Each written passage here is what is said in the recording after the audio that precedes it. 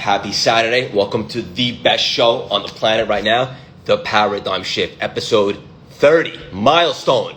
We got an unbelievable guest coming on shortly. Hope you're all up to an unbelievable weekend. Let's get nuts. You know what? Let's get weird and nuts. Full disclosure, about to get very strange in the best way possible. Oh, everybody's out today. Mom, how you doing? Big Dave in the house. I see you, Dave. Star show office hours, big bad, the articulate alligator, David Meltzer. I can't wait to see his face. Woo! Shabbat shalom. I'm obsessed with you. It's weird.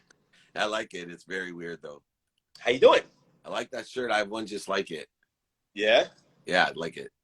Thank you, buddy. I like your hat. It's sharp. Yeah, you're sharp. Let me just start off by saying congratulations. The debut episode of Office Hours last night. Unbelievable. So much fun to watch it. Just all exciting things. Yeah, it's amazing.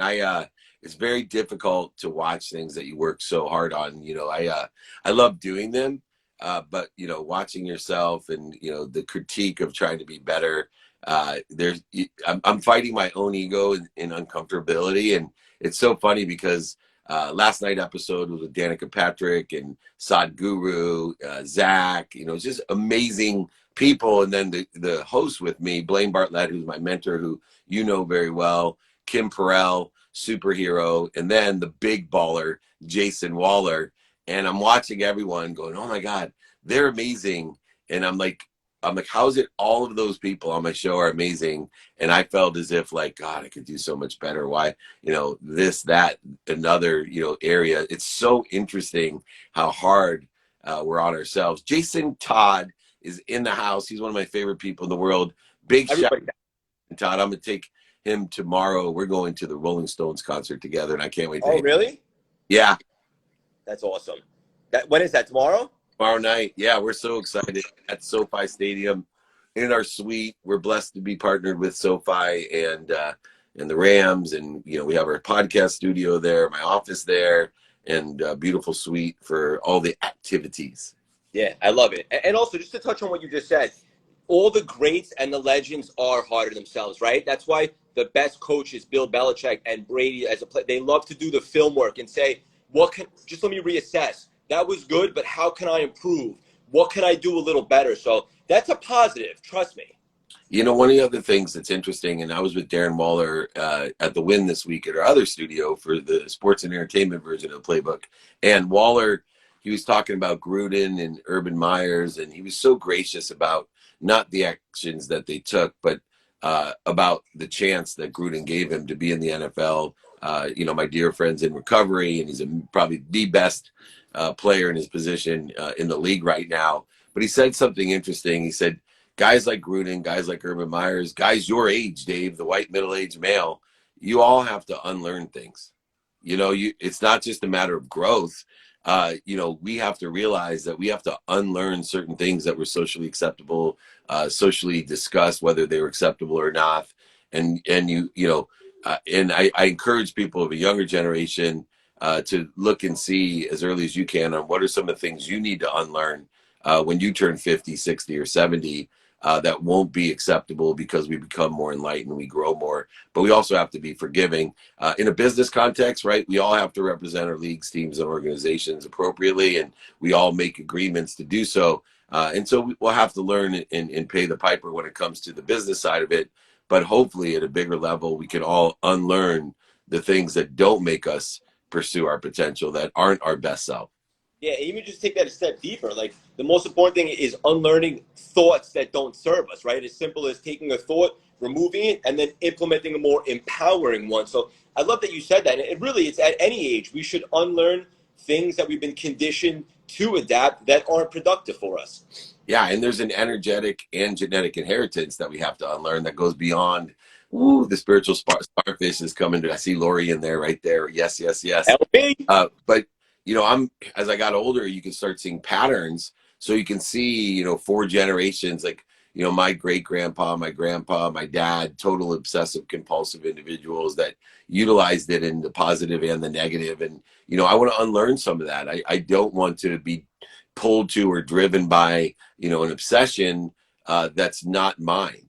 right? I want to obsess on the things that I want to pay attention to. I want to give attention to. I don't want it to be exterior things that just were genetically or energetically thrust upon me and my genetics and my energetics. Yeah, so all I got out of that was you're the perfect combination of sexy and articulate. Articulate alligator. And I got one thing to say to you. Look at that sucker. Oh. All right, we have a great guest coming on soon. I know he's at a college football game right now. We're going to bring on Ben in a second, but I'm going to dive right in. Dave, you ready for me? I'm ready. I'm going to ask you something weird that I should probably ask you on a personal call, but hell, life is short. Dave, what can I do to support you, my friend? I love that question, and I'm the service of value, but I'm not afraid to ask. Everyone out there, if you can share my content, which there's a lot out there, but the favorite content that you have of mine, if you share that every day and do good deeds, my mission will come to fruition. And if my mission comes to fruition, I will not have to keep on wishing for happiness for all. So let's get that alliteration moving. Please share your favorite content of mine and keep doing good deeds. You will feel better. I will feel better. We'll create a collective consciousness of feeling better. Can we ask for more? I don't think so. Let's do it. Tracy, I see you on here. Everybody's out today. The Paradigm Shift. Mikey V. Everybody also share the Paradigm Shift. It's Milestone episode 30. I'm going to ask you one more, Dave, and then I'm going to bring on Ben. Talk for a second about not only the importance, but what's a good tool to use for the best goal-setting strategies. For me, I like milestones, not goals. Goals have emotional attachment to it. I like milestones because we're going to go past what you limit yourself by calling a goal. And so for me, I use my calendar. I think being a student of my calendar, studying my calendar, paying attention to, giving intention to the coincidences that I want each day, not being afraid of being a hypocrite, changing, learning, growing, accelerating, aggregating, all of those different things occur. And for me, the central repository of a calendar of activities I planned, activities I don't have planned, even my sleep, utilizing a lens of productivity, accessibility, and gratitude within the context of that calendar is the best way to exceed anyone's expectations, including yours. Don't limit yourself. Quit asking for crumbs. Utilize and surpass your milestones every day. Enjoy the consistent, persistent pursuit of your potential. Mic drop. I got to tell you, I never met anyone so impressively strategic with their calendar until yesterday. I had a guest on the podcast, a mutual friend of ours, someone you made the intro to, the one and only Rob Deerdeck. He's got the calendar pretty down, Big Dave. Built an app off of what I showed him and taught him. Rob Deerdeck built an app, and he has scores. He is, I agree with you 100%. Rob Deerdeck took my philosophy of student of the calendar to the next level. He shows up on my IG lives all the time. He studies, and I had no idea. The greatest thing about this Instagram and the social media is you have no idea who you're impacting. And he is like you, man. I got a big place in my heart for Rob Deerdeck, and he is a master of the calendar. You want to hear something pretty cool? We locked him in for the Paradigm Shift a few weeks from now. You got it, man. That's awesome. I'm going to bring on Big Ben. I know he was struggling to get service because he's at a college football game. Oh, there we go. A college football game next week when Ohio State takes on he's right here. Jugz. Oh, by the way, on my fantasy team, I sat Brady this week, and I'm starting your boy Herbert. He better perform. He will. And make sure we got to get Vitor on here. Oh, there he is. Yeah. What's going on? Hey, my guy Meltzer, my guy Craig, what's going on? Look at you, Meltzer. Hey, Meltzer, since he had me out in L.A., now he's big time. He's got the SoFi studios. I mean, brother, I need an invitation to come back so I can get to the real studio. Come on now. The Win is where we want to go, man. Get the dates. Come out, visit me at the Blue Wire studio at the Win. We're in the lobby. And we're at the Win in Vegas? In Vegas, yeah. My new. I'll be there on Brad Lee's show dropping bombs the 25th and 26th. Are you going to be out there then? I think we're going to be right around those dates. Yeah, please email me, David. I'll text you. I'll text you when we hop off of here, and if we can make it work when I'm out in Vegas, that'd be awesome. You're awesome, man. Well, get it going, Greggy boy. Dave, you know the drill. Give this man the intro he deserves. Oh, it's all you, buddy. This one's all you. There's too much to say. Go, you got this one. Ben, I'm such a fan of yours, brother. I've been doing some homework on your content because obviously I'm a fan and I want to give you the respect you deserve for this conversation. We're going to dive right in. You ready to rock? Hey, when I see Meltzer, I get this big smile. It's this great energy. I mean, when he and I connected, it was off the charts. So I am ready. Let's roll. I want to talk about the significance of mental components to athletic performance. Okay. So mental components, and really whether it's athletic or in business, the Yeah. mental drives your behavior. You know, if you think about, growing up as a child, going through high school, whatever phase of your life you want to pick, you have a belief system. Belief system is taught in the home. Belief system comes from coaches. Belief system comes from the individuals you surround yourself with, the books that you read. And the belief system is what enables you to develop mental toughness, which ultimately determines the action that you take. Most people, if we're being honest with ourselves, we lack discipline in certain areas because we don't believe that we can achieve something in those areas. So much of it comes from our belief system, our ability to build mental toughness and resilience to get up when we get knocked down. And that's the hard thing. Many people don't want to get up.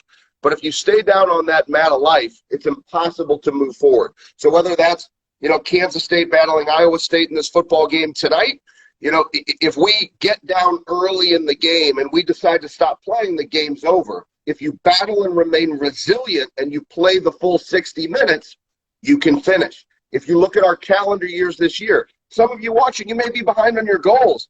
Meltzer, Craig, last time I checked, a year is 12 months, just like a 12-round prize fight. What the hell would you stop for now when it's October the 16th? We got to keep going. You got to keep attacking. And spoiler alert for the audience, adversity is inevitable. Right, Big Dave? Yeah, absolutely. I mean, pain itself, setbacks, failures, mistakes, they're pushing you to something better. So many people see it as punishment. And like Ben said, they quit. And it's so frustrating for me because I try to look at my superpower and people say, what are your superpowers? And the two things I would say superpowers are things that people see and go, how do you do that? And you think it's easy. Well, for me, kindness is a superpower, but also consistency. I've never been a super athletic person. I've never been a super academic person. I've never been, a super financially wise person, but I'm just consistent and I'm kind about it. I have this positive perspective and I'm constantly doing what Ben says is I'm taking myself back to 4 years old when I got into arguments with my siblings and they're like, oh yeah, infinity. And I'd say, oh yeah, infinity plus one, and that's where we sit all the time, no matter how big you think right now. And I can't believe where my life has gone, even since we've seen each other last, Ben. And I keep telling myself, David, you're asking for crumbs. You're asking for crumbs. There's bigger worlds. There's trillions of universes. How can you be settled? Don't settle for it. Ask for infinity plus one. See how you can expand, grow, and accelerate. And the only way to do that, Craig, is through what you call adversity, which I call lessons, which I call that pain to propel me, not punish me. Y'all are on fire today. This is great. I have a good one for Ben because I've talked to some of the biggest behavioral and neuro mindset, athletic people in the world. But I'd love to hear your take on this because I know you talk about this a lot, Ben. What does it mean to lock in? So locking in comes from your preparation. Okay, locking in comes from preparation. So let's take, for instance, I've been blessed to work with two of the most storied college football coaches over the last 2 decades. So Coach Kleiman, I've worked with for 7 years. I was with him at North Dakota State. My first year there was Carson Wentz's senior year. Won a handful of national championships, and now he brought me with him to Kansas State. I've been with Coach Saban in Alabama for 4 years, couple of national championships. There was a rocky road last week, right? So now we have to choose to respond. And so I was with them on the sidelines last week at Texas A&M. Now I'm at Iowa State, so I bounce back and forth. But locking in, let's look at today, right? There's adversity and challenge. Kansas State coming off a loss to Oklahoma. Alabama coming off a loss to Texas A&M. You can't just show up today and say, I want to win a football game. You have to choose on Monday to prepare to win on Saturday and focus on Monday and focus on Tuesday and focus on Wednesday. We call that stacking days. And if you stack day after day after day of preparation, When you get to the game slows down for you, and there's a natural progression of locking in. You cannot just run around in a frickin' locker room and say, lock in, Meltzer, let's go attack. If Meltzer didn't do what it takes to understand what it means to lock in on game day. So the real test for all of us, whether it's sports or business, if you have a huge meeting on Friday, biggest opportunity of your life, you don't just show up on Friday morning, go on Meltzer's live IG and say, oh, Meltzer, fire me up, I got a big opportunity. You better have prepared and done your research on Monday and Tuesday and Wednesday, relied on your team to prepare you to walk into that meeting and do what you need to do to lock in and to focus and to do your job. You guys are awesome. This because you work with Coach Saban, you know, before the Texas A&M game, when they won, I think 5-0, or Saban was on them, and people were giving Saban crap for, you know, hey, you just won, you know, an incredible win, and he saw things that indicated that they weren't ready for Texas A&M, and he let them know it publicly. And you know, I see a lot of coaches that have situational knowledge and experience and understand this idea from the movie The Love of the Game with Kevin Costner, right? Locking in, has that perfect game at the end of his career, 19 years into his career. That's what I felt Saban was saying when he comes off a big win. He's ranked #1 in the nation, and he says to his team, hey, we're not there. You guys did not play well. And guess what happened?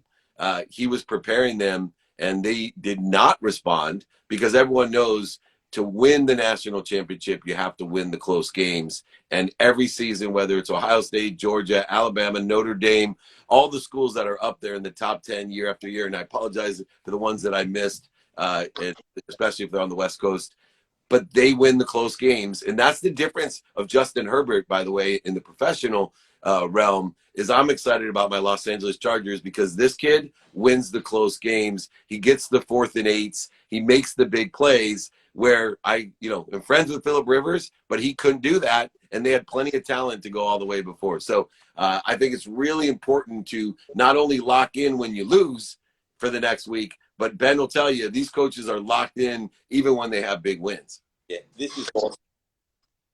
Well, I'll tell you, there's limited things that I can share from what happened in the locker room pre-game, halftime, and post-game last week at down in College Station, Texas. But I'll just put it this way. Everything David just mentioned is directly in alignment with the messaging immediately following that loss in the locker room. And that's what a great leader does. A great leader has a pulse on exactly why something happened. Coach Saban didn't need to go and watch the film and wait until Monday to figure out what he was going to say.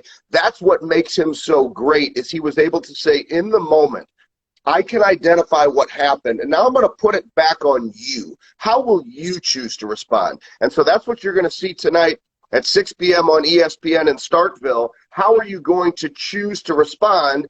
And then you'll see the Wildcats. We're going to run out onto that field at 6:30 on ESPN2. And how are we going to choose to respond? And so it's all about the response. How you respond to challenge and adversity determines the story that you write. I shared with the team in the locker room last week after that loss. I said your greatest strength oftentimes comes from how you respond to challenge and adversity. We don't find out how great we are when things are going awesome. You find out how great you are when there's an opportunity to learn. So we come to this fork in the road, just like for everybody watching, you got to say to yourself, how am I going to respond when it doesn't go my way? How are you going to respond when it doesn't go your way? And so now we got to go back and decide to play one play at a time. And that's it. 6 seconds of play, one play at a time. Yeah, and that's what we call uncommon leadership, right, Ben? And Dave, our mutual friend Kim, she's on to say training for setbacks. That's a little bit aligned with what Ben was just saying. I love this. Do you guys have more? What were you going to say? I was going to say one more thing. I love one Hey, thing. guys. Hey, guys. You got to jump. I hate to do this live, but this is how my life goes. So I had to take Coach Kleiman to his daughter's sorority house this morning. We now have breakfast at 10 a.m. I got 5 minutes, actually 3 minutes. I got to get him his bag out of his car because I had to take him to the sorority. He just texted me. So I got to get him his bag for a meeting with a recruit. But, hey, I wanted to tell you guys, I'd love to do this again. I'm sorry I got to be quick, but as you guys can see, I got my team gear in. I got to go to team breakfast. I got to get coach's bag. But I love you guys. And just for everybody listening, listen to these two guys because I love the consistency and how you show up. I love the energy. And if there's anybody, if you don't know his story of challenge and adversity, go study David Meltzer because it's one thing for you guys to hop on here and to go, God, this guy's great. I love his energy. But this is a guy who's been through ups and downs with his family. He's been through ups and downs financially. He responds. He shows up. He gets after it in life. That's why I love you, and that's why I hope these dates in Vegas work. So to all you guys, keep attacking. Everything you need is already in you. Ben, bed tonight, Coach. Appreciate you guys. Take care. What is awesome. All right, man, I was just going to say as we finish up, go back and watch that because one of the things that Ben and I have in common is he breaks things down by math. 6 different times during the interview and the discussion, he broke down, this is how many days, this is how many minutes, this 6 seconds, this. Notice the people that are successful, passionate, and purposeful, they understand time and math, and they can put a quantitative value because what happens is we have these wonderful, powerful thoughts that come from the omniscient, all-powerful, all-knowing source. But if we use math and time, we can then transcend the higher power into this world. We transcend that energy into something that's utilized effectively by quantifying it. And usually the methodology of quantification comes from math and time. And Ben showed you exactly how that's done to create, leadership, empowerment, and inspiration on and off the football field. My friend, I love you. Thank you for being obsessed. Please share the content that you love of mine to everyone and keep doing those great deeds. You are a transcending triceratops, and I love you, buddy. Dave, have a great Saturday. I'm going to text you later. This one's for you, buddy. Thank you. Love you guys. Love you. Take care, CLS experience peoples. Love you. For the audience listening, hope you got some great nuggets and gems to start off the weekend with that. If you're not already in the texting community, text the number at the bottom of the screen right now, 917-634-3796. Daily inspiration, gems, celebrity nuggets, all that stuff. We go inspirational every single day. That was too much fun. Kudos to Ben. He's going to knock him dead tonight with his big game. And Big Dave, we love you guys so much. Chef Marshall in the house, Jesse, Alex, Joanna Gorechi, Carrie, everybody's out. LB, Tia, love you. My mom's on here. Christy, what's up, girl? Everybody's out today. I love you guys. Have an unbelievable weekend. Don't forget to sharpen the axe and get in the texting community at the bottom of the screen. Text that number right now. Love you guys.